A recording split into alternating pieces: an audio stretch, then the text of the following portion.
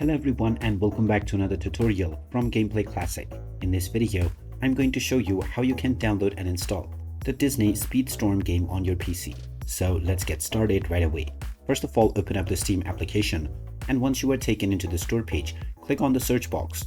And now you can just type in Disney Speedstorm to begin your search.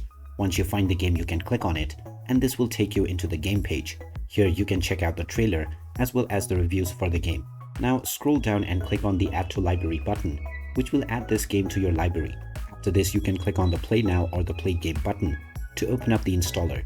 Now choose your install location and then click on the Install button. This will then begin the download and installation of the game within your device.